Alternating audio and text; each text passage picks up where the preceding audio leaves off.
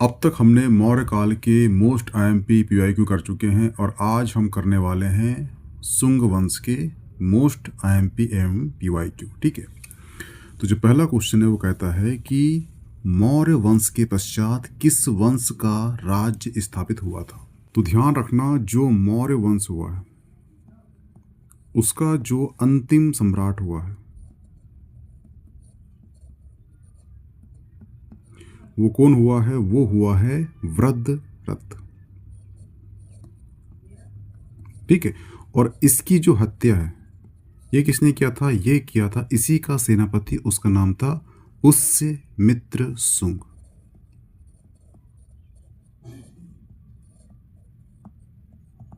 सुंग ने किया था। ठीक है, और इसके बाद जो है इसने सुंग वंश की स्थापना की थी।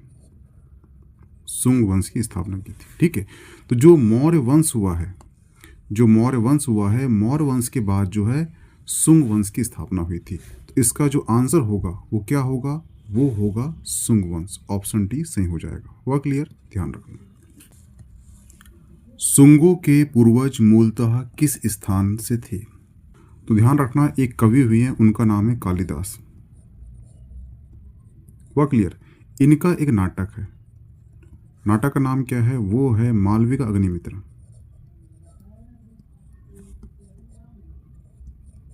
अग्निमित्र। ठीक है, इस नाटक में जो है, इस नाटक का जो मुख्य पात्र है वो है अग्निमित्र।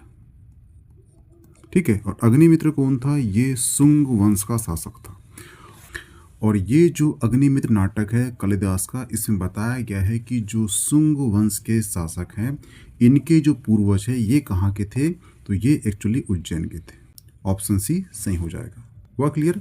तो कभी ये क्वेश्चन आ जाए, ये क्वेश्चन आ चुका है मध्य प्रदेश पीएससी में, आ चुका है कि जो सुंग है इन्होंने शासन कहाँ किया है? तो इन्होंने शासन किया है उज्जैन में।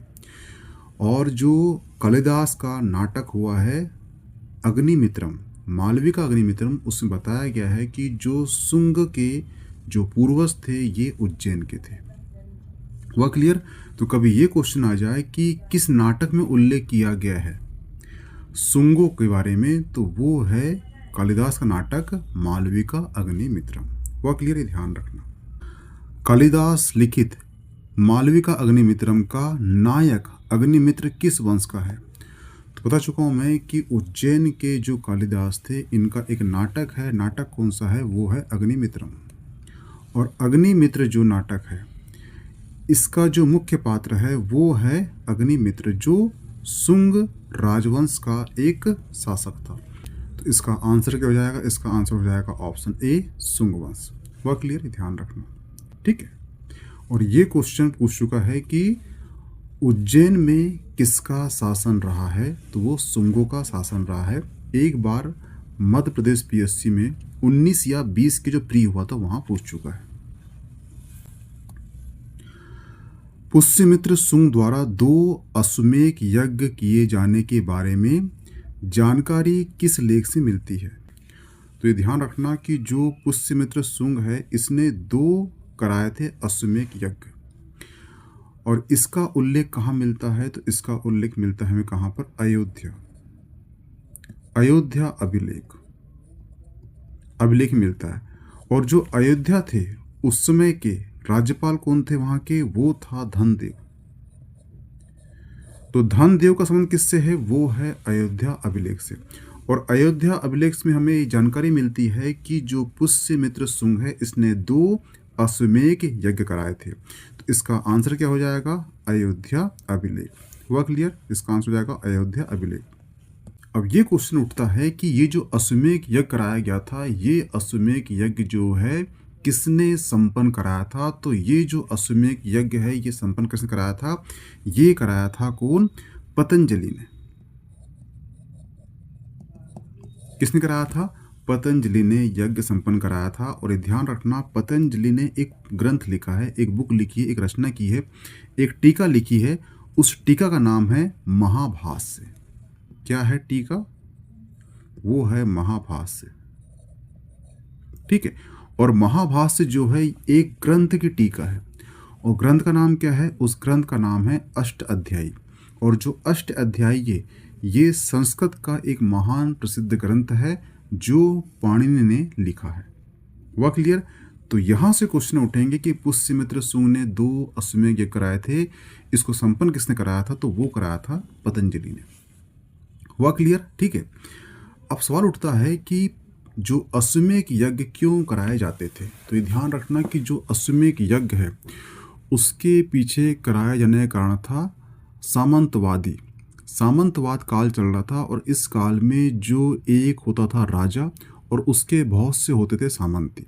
तो राजा अपने आप को चेक करने के लिए कोई सामंती हमारे खिलाफ खड़ा तो नहीं हुआ, इसलिए वो अपना एक अश्व या घोड़ा छोड़ता था, और जिस राज्य से वो गुजरता था अगर किसी भी राज्य ने उसे नहीं रोका है तो इसका मतलब ये है कि वो उस छोड़े हुए राज्य के सामंती है। लेकिन अगर किसी भी राज्य ने उस घोड़े को पकड़ लिया, इसका मतलब होता था कि वो उसके साथ अब युद्ध होगा, और युद्ध होगा कौन सा राजा सर्वश्रेष्ठ है, कौन का सामंती नहीं है। ठीक है, यानी कि जो अश्वमेध यज्ञ है ये करने से उस राजा को ये मालूम होता था कि मेरा राज्य कहाँ तक विस्तृत है या कहाँ तक फैला हुआ है। वह क्लियर? इसी प्रकार से जो 2 अश्वमेध यज्ञ कराया था किसने? पुष्यमित्र सुंग ने, और इसकी जानकारी मिलती हमें अयोध्या अभिलेख से, और अयोध्या अभिलेख का संबंध किससे है? वहाँ का राज्यपाल रहा है धनदेव से है, और जो 2 अश्वमेध यज्ञ संपन्न कराए गए थे वो कराए गए थे किसके माध्यम से? पतंजलि के माध्यम से कराए गए थे, जिन्होंने एक टीका लिखी है उसका नाम है महाभाष्य। वह क्लियर? इसका आंसर क्या हो जाएगा? Option C. महाभाष्य के लेखक पतंजलि किसके समकालीन थे? तो इसका आंसर क्या होगा? वो होगा पुष्यमित्र सुंग, क्योंकि पुष्यमित्र सुंग ने 2 कराए थे अश्वमेध। जानकारी मिलती हमें अयोध्या अभिलेख से। तो इसका मतलब ये है कि पुष्यमित्र सुंग के काल में कौन था? वो था पतंजलि। पतंजलि ने एक टीका लिखी है उसका नाम है महाभाष्य। महाभाष्य जो टीका लिखी गई है एक ग्रंथ में लिखी गई है। ग्रंथ कौन सा है? वो है अष्ट अध्याय। जो अष्ट अध्यायी है वो लिखा गया है किसके द्वारा? पाणिनि के द्वारा लिखा गया है, ये ध्यान रखना। निम्नलिखित में से कौन सा युग्म संगत है? हम ये जानते हैं कि अयोध्या अभिलेख से हमें जो जानकारी मिलती है उसके अकॉर्डिंग हम बता सकते हैं कि पुष्यमित्र सुंग ने 2 अश्वमेध यज्ञ कराया था, और इस अश्वमेध यज्ञ को संपन्न कराया था किसने? पतंजलि ने। हुआ क्लियर? तो ये बिल्कुल सही हो जाएगा। यहाँ पूछा है संगत, तो इसका आंसर ऑप्शन ए हो जाएगा। ऑप्शन बी गलत हो जाएगा। ऑप्शन सी मिनांडर, जो मिनांडर है इसका संबंध किससे है? तो वो है बौद्ध भिक्षु नागसेन से। एक्चुअली एक प्रसिद्ध बुक है उसका नाम क्या है? मलिंद पन्हो।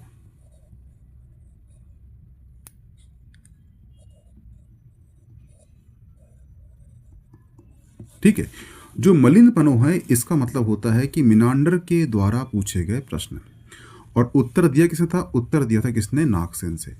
तो मलिंद पन्हो यानी कि मिनांडर के द्वारा पूछे गए प्रश्न, नागसेन के द्वारा दिया गया उत्तर, और इन दोनों के बीच में जो प्रश्न उत्तर का संवाद चला है इसे एक बुक में छाप दिया गया है, और उस बुक का नाम है मलिंद पन्हो। हुआ क्लियर? तो इनका संबंध किससे है? नागसेन से, ये ध्यान रखना। ठीक है, चंद्रगुप्त प्रथम और हरिशण। एक्चुअली हरिशण का संबंध किससे है? वो है समुद्रगुप्त से।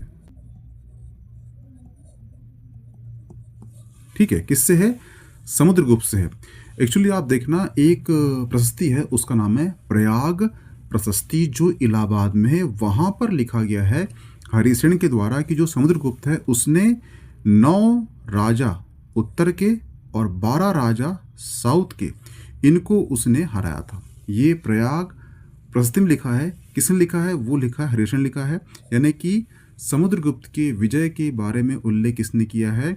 प्रयाग प्रशस्ति में किया है किसने? हरिशण ने किया है। तो हरिशण का संबंध किससे है? वो समुद्रगुप्त से है, चंद्रगुप्त से नहीं है। इसका आंसर क्या आएगा? ऑप्शन ए पुष्यमित्र सुंग पतंजलि। प्राचीन भारत के साहित्यिक इतिहास में पाणिनि और पतंजलि ख्याति प्राप्त नाम है। किस राजवंश के समय वह फले फूले थे? तो ध्यान रखना कि जो पाणिनि है उनका एक ग्रंथ है, उस ग्रंथ का नाम क्या है? वो है अष्ट अध्यायी। ठीक है, और जो अष्ट अध्यायी है इस पे एक लिखी गई है टीका, उसका नाम क्या है? उसका नाम है महाभाष्य। और महाभाष्य जो है किसने लिखा है, वो लिखा है पतंजलि ने। वो क्लियर, यानी कि पाणिनि ने एक ग्रंथ लिखा, उसका नाम है अष्टाध्यायी। अष्टाध्यायी पे टीका लिखा गया है महाभाष्य, और महाभाष्य किसने लिखा है, वो पतंजलि ने लिखा है।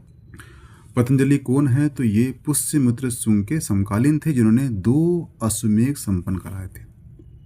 हुआ क्लियर। और पतंजलि को हम जानते हैं योग के जनक के रूप में, क्योंकि पतंजलि ने यम नियम के सिद्धांत को एक बुक में संकलित किया था, इसलिए भारत में योग का जनक किसे कहते हैं, पतंजलि को कहते हैं। पतंजलि की बुक कौन सी है, तो वो है महाभाष्य। और महाभाष्य टीका लिखा गया है किस पर, अष्टाध्यायी पर। जो अष्टाध्यायी है वो पाणिनि ने लिखा है, और पाणिनि कौन है, पाणिनि जो है भारत में संस्कृत के जनक के रूप में जाने जाते हैं। तो इसका आंसर क्या होगा, इसका आंसर होगा ऑप्शन सी, शुंगाल। हुआ क्लियर। पतंजलि के महाभाष्य के बारे में निम्नलिखित कथनों पर विचार कीजिए। तो जो इसमें कौटिल्य का उल्लेख गलत, कहीं पर भी महाभाष्य में कौटिल्य का उल्लेख नहीं है। महाभाष्य एक्चुअली पतंजलि के द्वारा लिखी गई बुक है, टीका है, जो अष्टाध्यायी पर लिखी गई है, और जो अष्टाध्यायी है ये पाणिनि द्वारा लिखा गया ग्रंथ है। तो ये ऑप्शन गलत हो जाएगा। कथन 2, यह व्याकरण ग्रंथ है और इसमें ऐतिहासिक व्यक्तियों का संदर्भ में प्रसंग वंश आया है। तो ये बिल्कुल सही है, ऑप्शन 2 सही हो जाएगा। ठीक है, इसका आंसर क्या होगा, ऑप्शन बी। योग के आविष्कारक कौन थे, तो ध्यान रखना जो योग सूत्र है यह पतंजलि की सबसे प्रसिद्ध कृति है, और यह जो कृति है योग सूत्र, इसमें पतंजलि ने यम नियम ध्यान समाधि जैसी अवधारणा शामिल की गई है। इसलिए योग का जो आविष्कार है या योग का जो जनक है किसे कहते हैं, वो कहते हैं पतंजलि को कहते हैं। तो इसका आंसर क्या हो जाएगा, इसका आंसर हो जाएगा ऑप्शन सी। तो यहाँ पे आपका जो शुंग काल के जितने भी मोस्ट IMP क्वेश्चन थे समाप्त होते हैं। मिलते हैं सातवां काल में। Okay thanks. इसकी PDF मिल जाएगी आपको मीमांसा एकेडमी के टेलीग्राम ग्रुप में, तो ज्वाइन कर लीजिए। Okay thanks.